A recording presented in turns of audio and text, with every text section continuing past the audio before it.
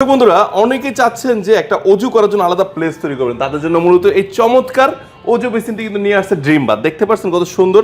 এখান থেকে আপনার হাত ধুবেন, কোনো পর্যন্ত ধুতে পারবেন, মুখ ধুতে পারবেন এবং লাস্টে পা ধুবেন। এখন পা কি এত উপর উঠে ধোয়া যায়? তাদের জন্য রয়েছে দেখেন নিচে আপনি পাটা সুন্দর করে, আমি যদি জুতা পরা দেখাচ্ছি, এই যে এভাবে পাটা ধুতে পারবেন। এটা কিন্তু আবার মুভেবল, হ্যাঁ এটা মুভেবল।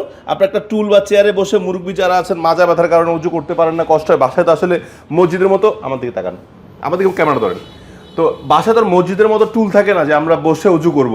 সো আপনারা ওয়াশরুমে উজু করতে গেলে তার টুল নিয়ে যাওয়া যায় না। সো এই চমৎকার অজু বেসিনটি আপনার ডাইনিং স্পেসে বা বারান্দায় সেট করে কিন্তু আপনারা অজু করে নামাজ পড়তে পারবেন। সো এখন আর টেনশন থাকা লাগবে না যে বাথরুম উজু করতেছে, উজু হচ্ছে কি হচ্ছে না, নামাজ হচ্ছে কি হচ্ছে না। Don't worry. সো মুরব্বি, বয়স্ক মানুষ যারাই আছেন বা ইয়াং সবাই, এই অজু বেসিনটি আশা করি সবার বাসায় একটা সেট করা উচিত, শুধুমাত্র অজু করার জন্য একটা সেপারেট রাখা উচিত। সো নিতে পারবেন ড্রিম বাথে অথবা স্ক্রিন নাম্বার কল করে সংগ্রহ করতে পারবেন। আল্লাহ হাফেজ, আসসালামু আলাইকুম।